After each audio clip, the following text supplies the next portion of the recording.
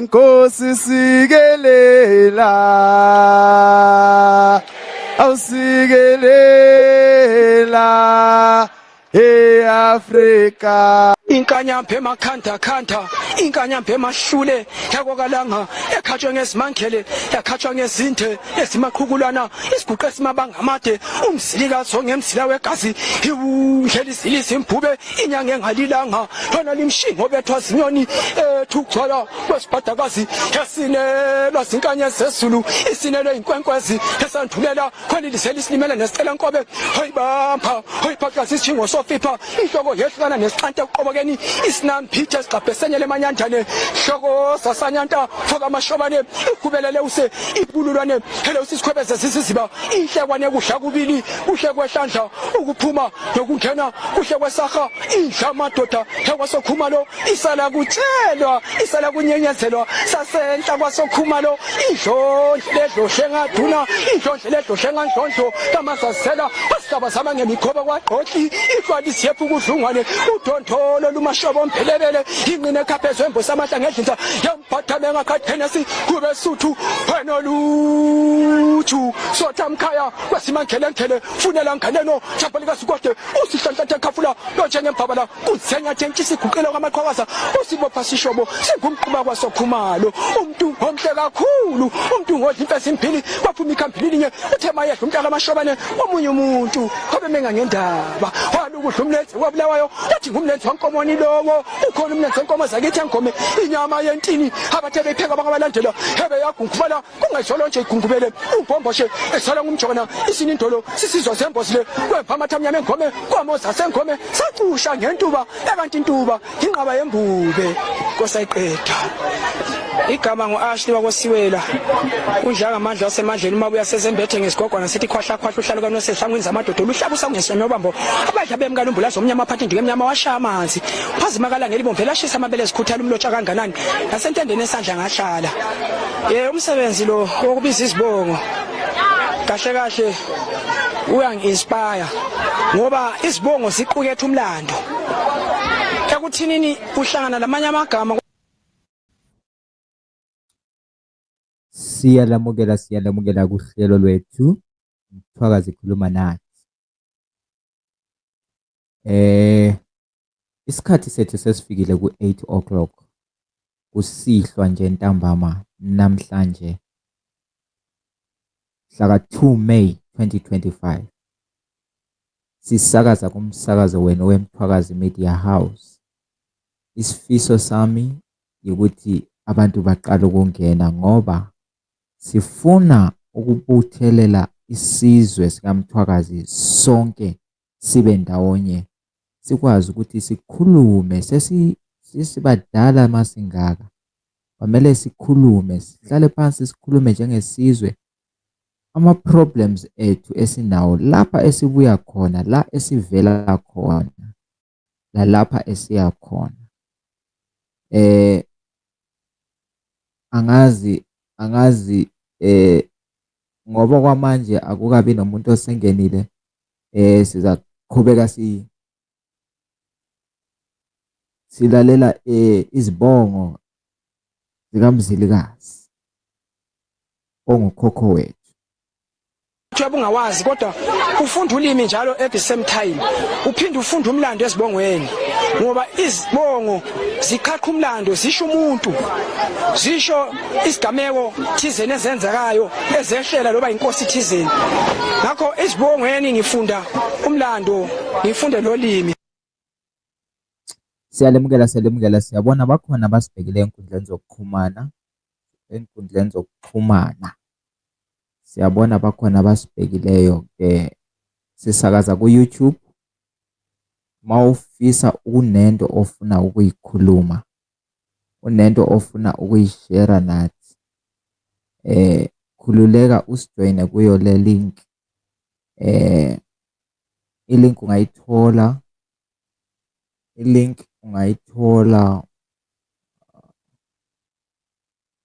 awuthi siyifake ku-page yethu ye-Facebook or siyifake khona ku-YouTube. Awuthi siyifake khona ku-YouTube.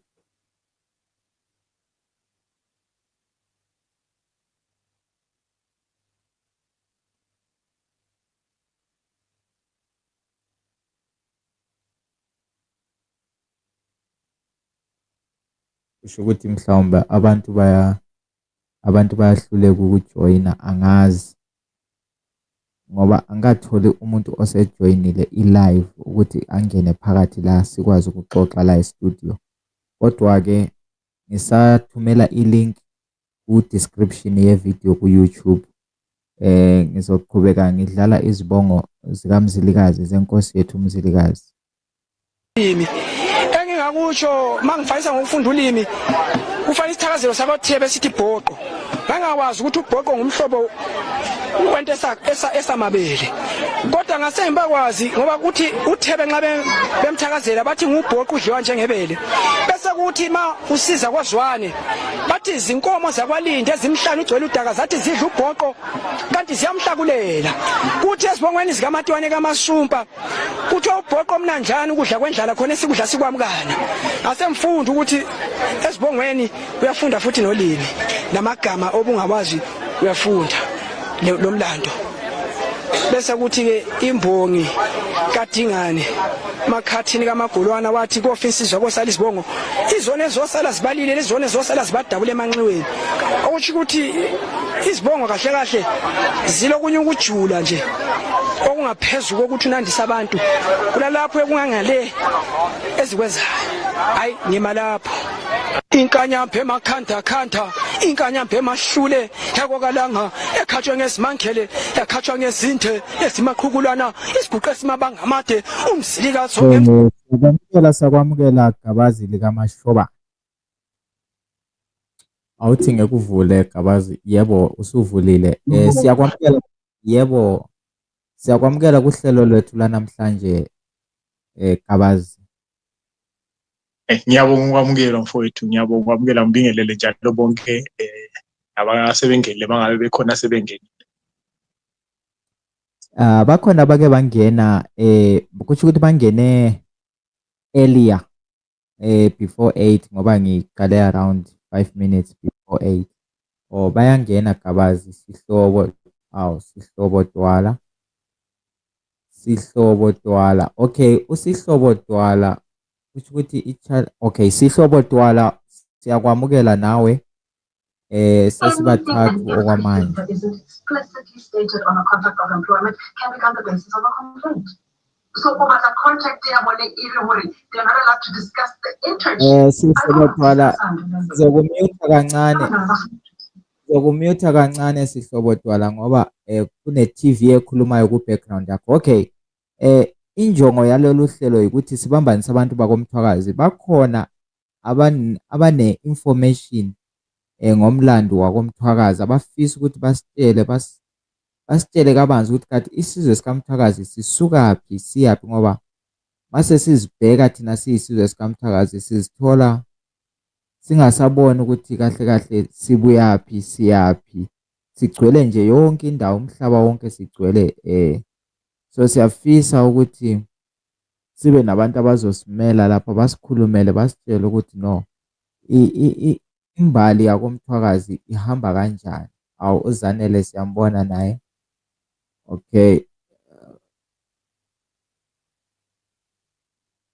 Zanele, connecta i-mic ne-camera. Yeah, siyabonga.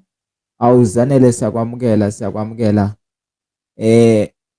kuMthwakazi Media House. Sikhuluma ngendaba zesizwe sakomthwakazi. Uhlelo lethu Mthwakazi khuluma nathi. So ngingazi ukuthi ngizoqala ninikeze bani i-platform onento yokukhuluma ngubani ongasivulela mhlawumbe singavula mhlawumbe ngomthandazo kancane sibonga uNkulunkulu ukuthi usinikelele ithuba ukuthi sikwazi ukuthi sihlangane, then sesinikeza ongasiqalela. Zanele uyangizwa?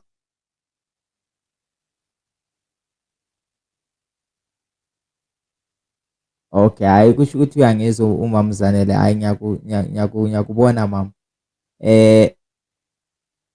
Sengizovula ke mina ngomthandazo njenge-host. Ngizovula ngomthandazo kancane nje njenge-host.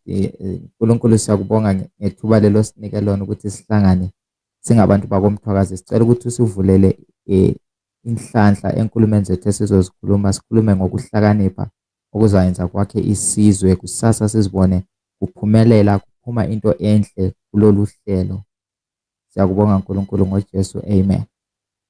Right, angazi qala ke gabazi likaMashobana. Qala gabazi likaMashobana. Awuthi ngikuvule lapha.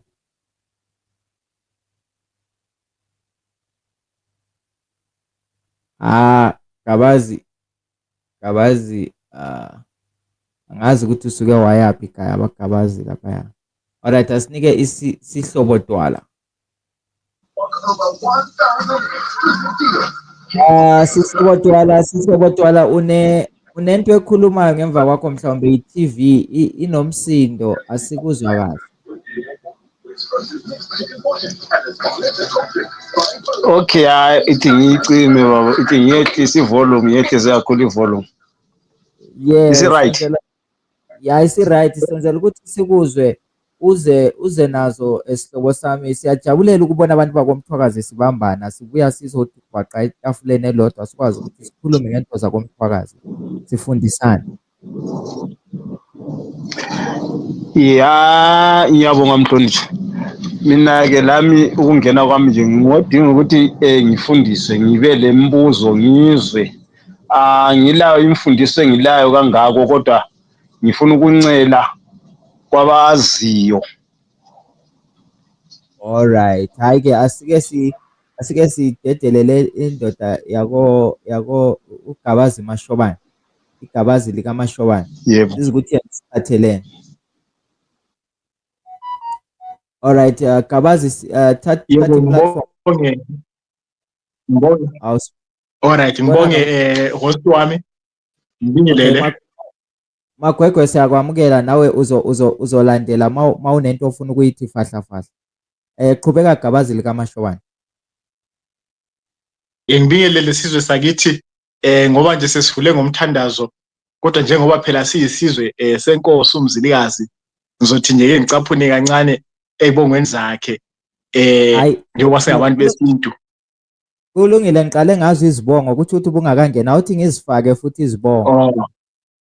Akhuleka ngizozisho nje ngane nje isimkhube inyanga engalilanga.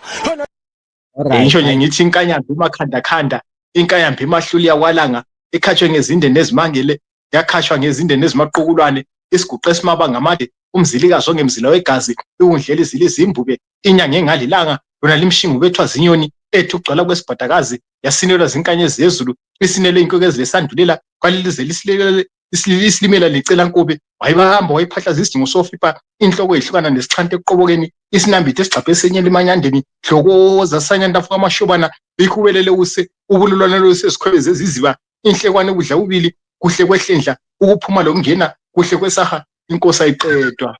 Ngibonge bathwakazi. Hayi siyazizwa uyinyosi yangempela. Ayeza kithi ke lezo. Ngibingelele bakithi asebengenile kuhlelo ngibingelele kakhulu uhost wami bese ngibonga futhi nabemthwakazi media house abasinikezele lithuba ukuthi sikwazi ukuxhumana nabafowethu sinjengesizwe sikwazi ukwabelana ulwazi kanti ke futhi ukubonisana nangenkinga esingathi sibhekane nazo njengesizwe nangendlela mhlawumbe esingaphuma ngazo kulezi inkinga. Umfowethu omunye ushilo lapho ukuthi cha yena ufuna nje ukuthi akathi ukuncela kancane ngolwazi. Ngizothi nje ngihlephune kancane ekuthini thina vele singobani kahle abantu banokusho ukuthi sisizwe esesingathi asazazi ukuthi singobani. Ngakho ke ngibona ngathi kubalekile ukuthi every time lapho sihlangane khona sabethwakazi sike sithi ukuhlephulelana kancane ngembali yethu ukuze lento iqhubeke njalo ikhona kithi singaze sayilibala.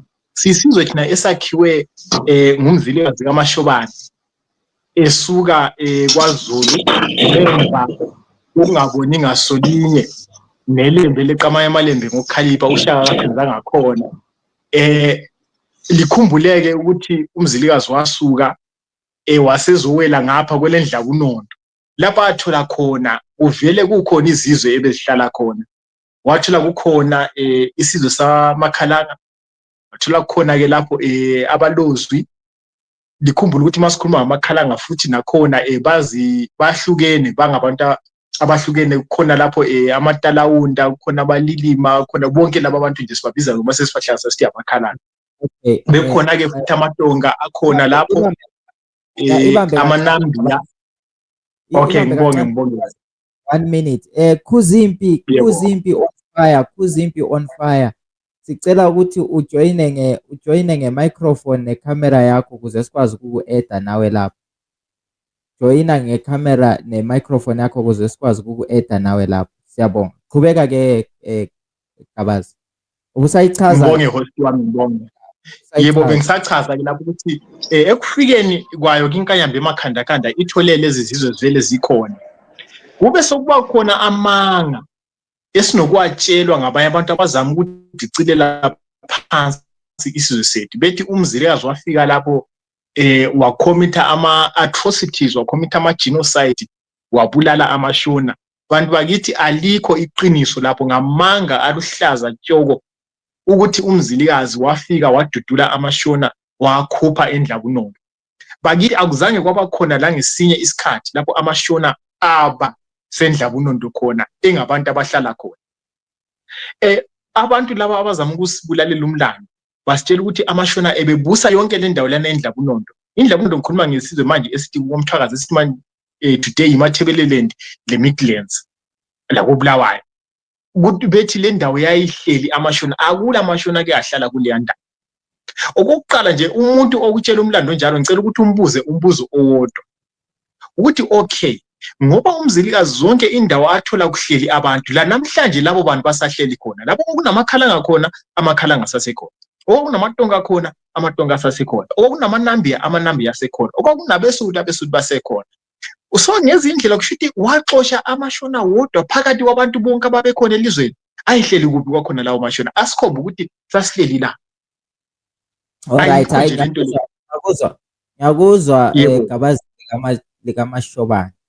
Kodwa into mina engifisa ukuthi sikhulume ngayo namhlanje asike si-reverse nini kancane sibuyele ekusukeni kukaMzilikazi khonale kwaZulu Natal lapha ekhona mhlawumbe size sizofika lapho ukuthi kahle kahle thina singobani sifika njani koBulawayo lapha. Angizongibona ngathi kuphakathi kwalokho ebengikwethula ekuthini kuze kufike ekufikeni kwethu lapha endaweni esibiza ngokuthi manje iMatabeleland Midlands kumbe sithi umthwakazi. Umzilikazi efika of course ebengasenabantu asuke nabo kwaZulu kuphela kodwa bese kukhona izizwe that he assimilated along the way, izizwe ezimjoyine ngendlela. Okokuqala nje futhi incorrect lento yokuthi bekune caste system esizweni sikaMzilikazi akuzange kwaba ne caste system yokuthi kube khona abantu kuphalaba i-caste system enjani. Okay, i-caste system sikhuluma nge-system le ekhona e-India namhlanje yokuthi kukhona a certain class yabantu. For example abantu abasibulalela umlando bazositshela ukuthi kwakukhona abezansi yibo ababebalekile okwedlula bonke abantu kube khona abenhla nabo abebaleke kancane bese kuba khona amahole. Yonke lento leyo nonsense nje into yengekho. Likhumbule ukuthi umlando wethu i-incentive yokuthi abelungu bebhale kuhle ngathi ibingekho. So bekumele bebhale into ezojustify ukuthi why besicolonize. Remember ukuthi uQueen ebethi akucolonizwe abantu abangama-savage, abantu ababarbaric. So there was an incentive to prove us njengabantu ababarbaric, to prove us njengabantu aba-uncivilized, so that kube ne that thing yokucatsha ukuthi okay sibacolonizer ngenxa ukuthi sifuna ukuba civilize.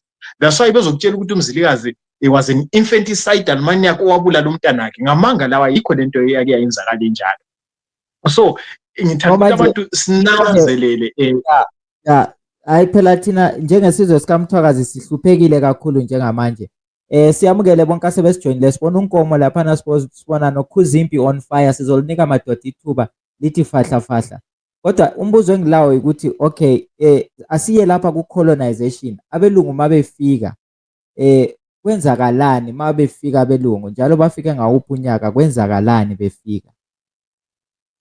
Qhubeka ngathi umbuzo lo ngingawuphendula kabili. Ngathi bafika ngo1890, ngiphinde ngithi bafika ngo1893 ngizochaza ukuthi why ngikwehlukanisa. Manje bafike ngo1890 ngisho ukuthi iPioneer column yangena kuland region esithi namhlanje yiZimbabwe ngo1890.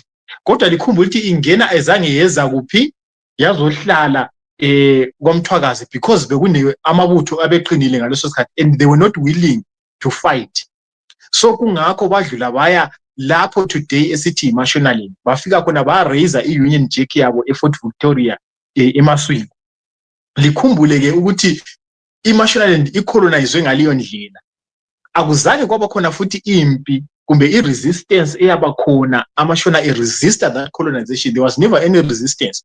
Bafika nje bazingenela nje bahlala abelungu labana bathatha yonke into abayifunayo. 1890 lo 1891 iMashonaland icolonial yeBritain, uMthwakazi existing as isizwe esizimeleyo. 1891 1892 kuze kuthi ngo1893 yikho lapho abelungu asebehlasela khona uMthwakazi kudilika umbuso kaMthwakazi. Kungukuthi vele iMashonaland vele isiyikoloni yeBritain kudala. Kungakho ke masizama ukubonisa abantu ukuthi la mazwe ayingamazwe vele amabili ayehlukeneyo. Even when ama surviving members ePioneer column they were celebrating 40 years of Mashonaland conquest, they celebrated ngomnyaka ochiyeneyo, then they celebrated later 40 years of Imatabeleland conquest because they recognize ukuthi lawo kwakungamazwe amabili ehlukeneyo. So kwaba njalo ke ukwehlulwa kwethu kudilizwa umbuso wethu ngo1893. Alright, ngiyakuzwa Gabazile kaMashobana uthi sinikeze abanye abangenileyo, sizabuya back kuwe. Ngibonge baba.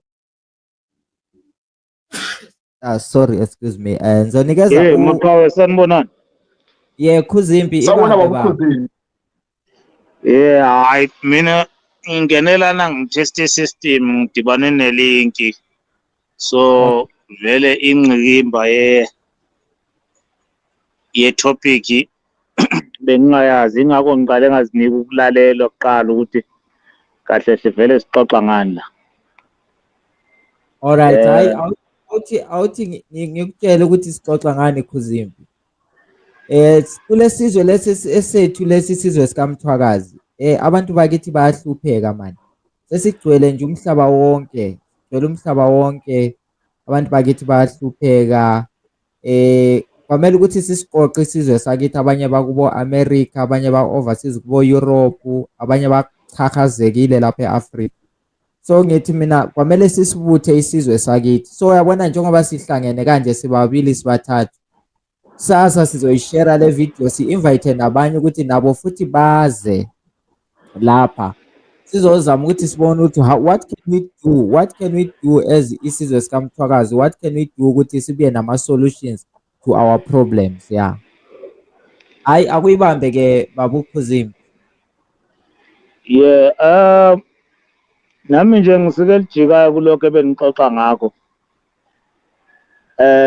Ngoba abelungu istrategy abasebenzisa cishe ngoba abantu abaningi abananzelela ukuthi zonke lezi zinto zaqalela ngapha eSouth Africa or ngithi eCape Town, ngoba iCape Town nayo kuye kwaba indawonyana nje eyayibizwa ngeCape Colony before bezo occupy some parts ezigoqela oTransvaal nabo Northern Transvaal osokuyiLimpopo namhlanje. Abelungu baqala ngokucapture iCape Town. So uCecil John Rhodes uyisizalwane saseCape Town, and uCecil John Rhodes kubukeka kungazuthi wayevele sorry mawuthi isizalwane saseCape Town uthi ukuthi wazalele eCape Town. but ngiyazwakala. Yeah, ngithi mawuthi wayisizalwane sase Cape Town usho ukuthi wazalelwa khona eCape Town. Yeah, uThixo John Ross wazalelwa eCape Town. So ngifuna ukuthi abantu basinanzelele ukuthi izinto eziningi including imithetho yokuthi isadiki bayidivide kanjani, zonke lezi zinto zaziphekwe eCape Town. Yingakho abelungu bebaphethe a full history yokuthi lo ubuya la kuzokufike nalapha bathatha khona decision yokuthi ingane zenkosi uLobhengula bezibusele back ngoba babenanzelela ukuthi abantu laba ngoba babe balandelela all the way from Zululand up to the present day uMthwakazi. Amanye amangune ndlule siyale kubo Northern Rhodesia also kuyiZambia namhlanje asazi ukuthi yayibizwana ngalesi yasikhathi abanye besiye eNyasaland and so forth. So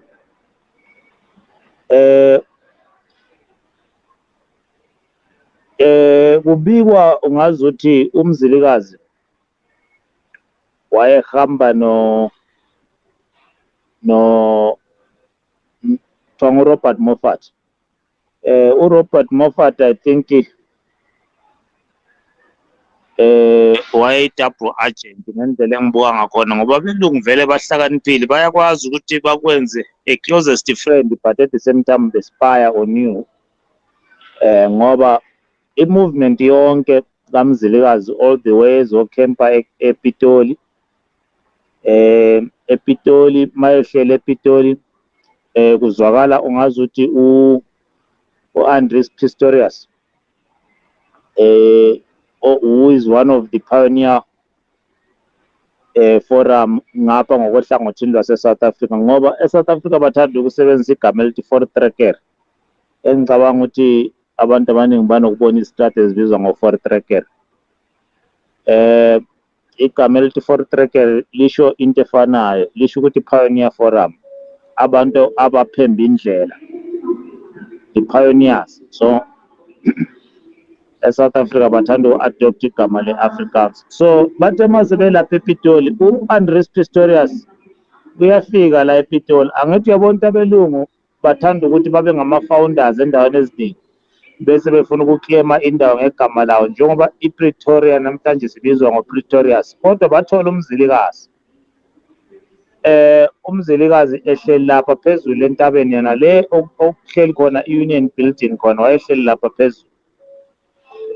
Kubikwa u-Andries Pistorius ugibela uthatha ihashi lakhe uyagibela utracer one of the pioneer forums abakungabantu of European ascent ababesuka eCape Town together bengafuni ukuphathwa ngumbuso wamaNgisi ngoba nawo lamabhunu la into yabasusa eCape Town basusa umbuso owawubacindezela owawudraftwa ngamaNgisi. So ngifuna ukuthi sibe aware ukuthi yini lena yaphusha ukuthi amabhunu agcine nawe resist umbuso wamaNgisi eCape Town.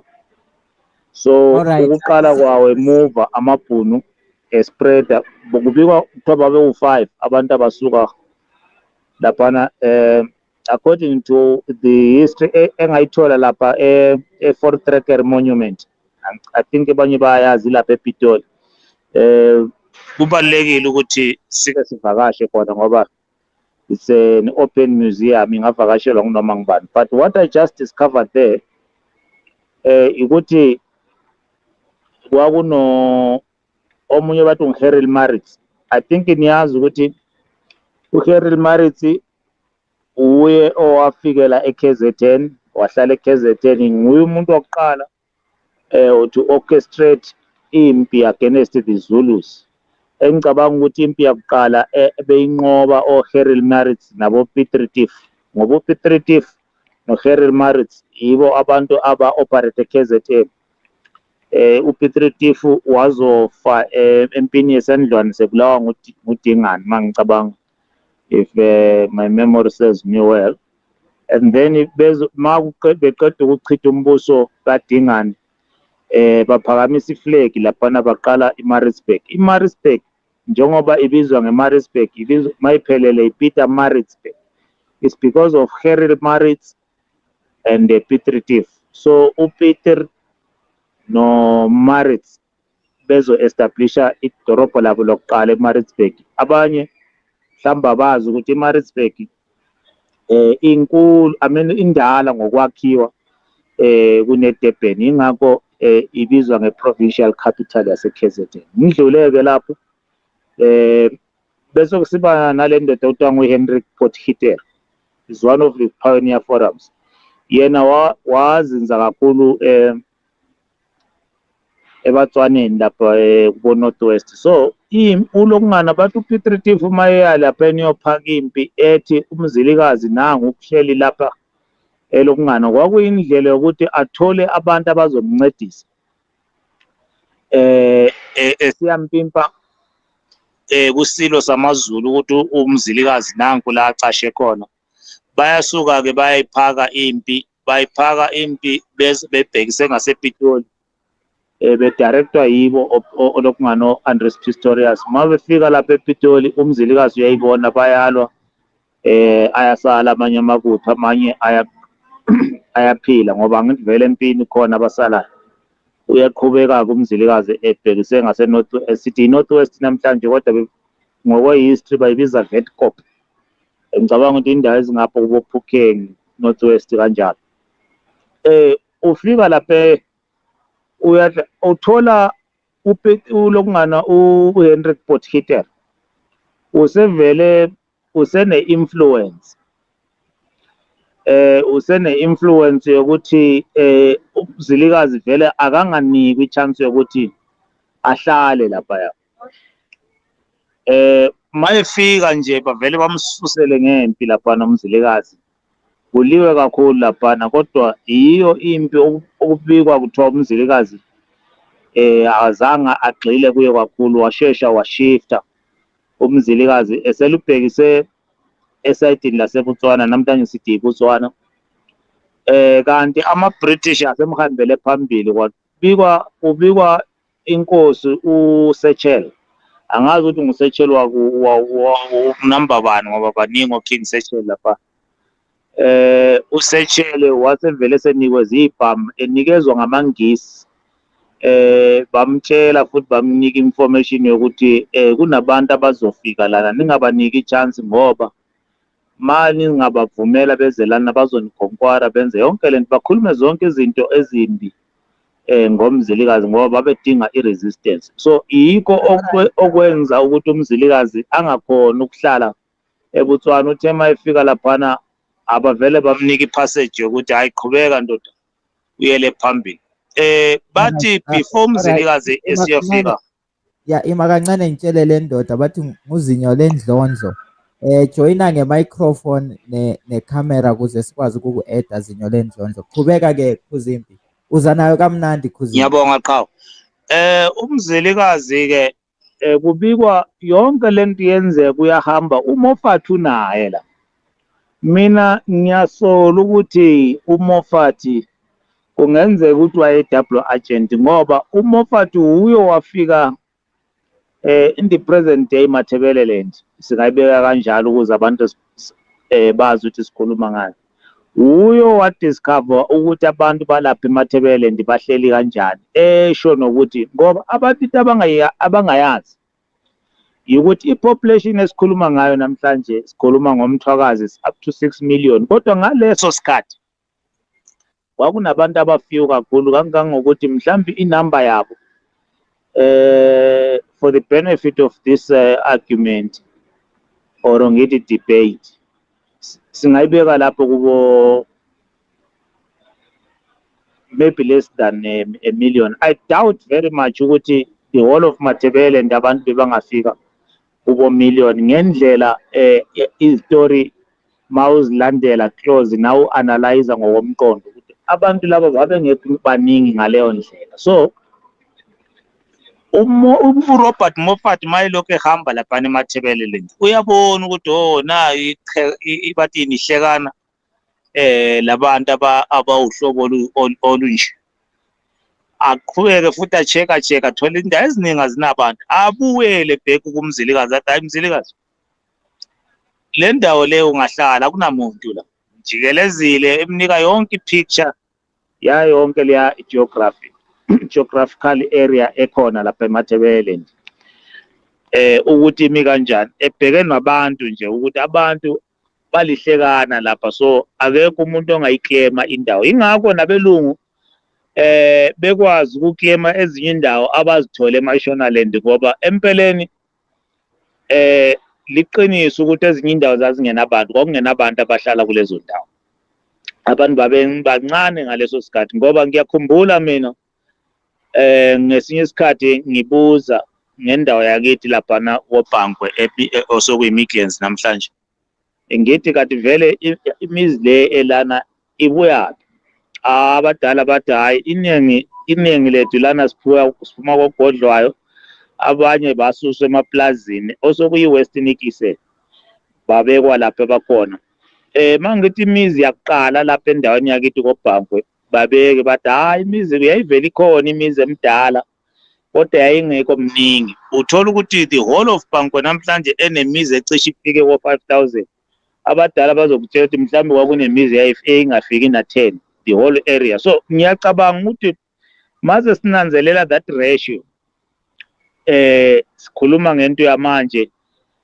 ngabo 19 some I mean maybe 19 something 1910 thereabout mabe abadala bezosibhekisela isitori sokuthi hayi imizi bingekho mningi noma ungakhuluma nomkhulu wakho umbuzo ukuthi mdala ngesikhathi uliqala ukuyakala bazokutshela habe kunemizi eyithube kunalo bese uzibuza na uqhathanise ngesikhathi ukuthi usho ukuthi ngesikhathi sabo mzilikazi mhlambe kungenzeka ukuthi bekunomuzi oyi-1 or bekungenabantu and abantu abaningi ngalesi sikhathi bebahlala ezintabeni kuma open land I think it was even dangerous ukuthi ukuyakha emhlabeni njengoba sesakhile manje ngalesi sikhathi because of i-defense against ama wild animals and so forth so umhlaba omningi on the ground ubunga-occupywanga ngabantu abantu bebangahlali ku-ground bebahlala entabeni la babona khona ukuthi bangaba ne-defense engcono uma ngabe be-attackwa iy'lwane ngoba sikhumbule ukuthi iy'lwane zazingakafakwa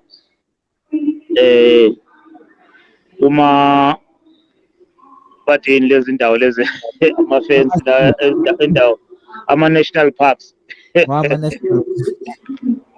so abantu babehlala ey'ntabeni so uma ungalandelela loya mlando uyakubonisa ukuthi isitori sokuthi umzilikazi wathola amashona noma suqhathanisa nawe uscrutinize uzokubona kahle ukuthi kungamanga ngoba kunabanye abantu who are still alive today ngicabanga ukuthi ubaba owazalwa ngo-1933 he cannot be the oldest bakhona abantu abanamakhehla mhlawumbe azelwe le kubo 1910 1913 thereabout abaphilayo and labo bantu bangasinika a bit of oral history ukuthi umuntu understand ukuthi indawo yakubo la ahleli khona yayimi kanjani bazokutshela labadala ukuthi hayi imizi kwakunalo la uzoqala ukubona khona ukuthi babengekho baningi so no one can have a claim of that land that umhlaba lo ngomhlobo oyikuthi ngoba abantu babefike kakhulu ngithe mangibuza futhi kokunye ukuthi kanti manje ubukhosi babuthatha kanjani bathi hayi ubukhosi into osuke uhamba nayo mangabe uyinkosi mhlawumbe la ubuya khona uzalwa esikhosini uhamba nabo noma ungashintshi indawo uhambe angibekise mhlawumbe ngoPlums mangabe vele ngisuke ePlums ngiyinkosi ngayohlala eMzingwane ngifike ngilokho ngiyinkosi kuthiwa umthetho wawusebenzwa unjalo inkosi ihlala iyinkosi akukhethelekile ukuthi uchiftile wathola bani ehleli lapha ufika ube inkosi so ngezinye izinto ngicabanga ukuthi singakwazi ukuthi sikwazi ukudefend indaba kaMthwakazi sisebenzisa ama-facts especially siqhathanisa ne-oral history sithola abantwini abasaphilayo ngoba kuningi okumoshakele especially amanga bedistorta mina at one stage ukuthi I don't know ukuthi ngoba lethu ngangike ngayiposta la ku Facebook. I've been trying to retrieve that information angisayithola. There was a book elalibhalwa, I think ilalingele ka grade 3 ngaleso sikhathi. I-history liyani ibhalwe ngabelungu kodwa bebonisa ukuthi kunesikhathi abalozi abake baklashana the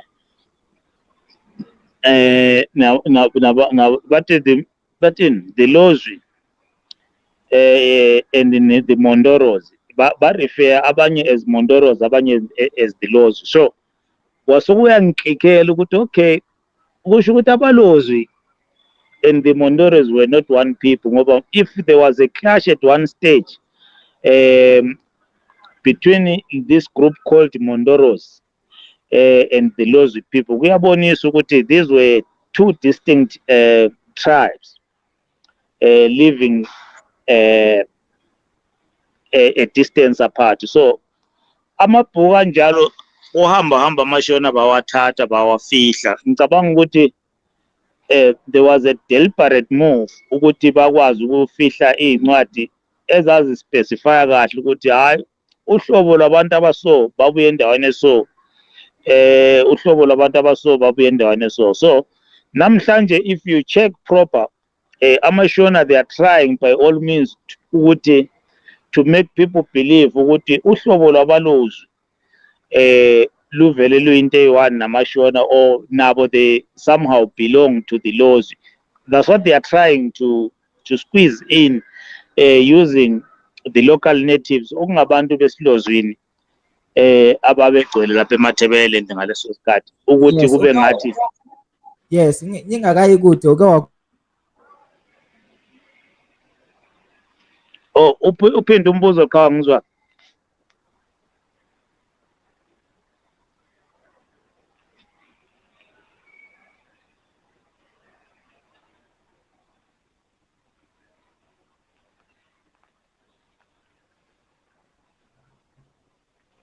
Ubalekile uqhawe.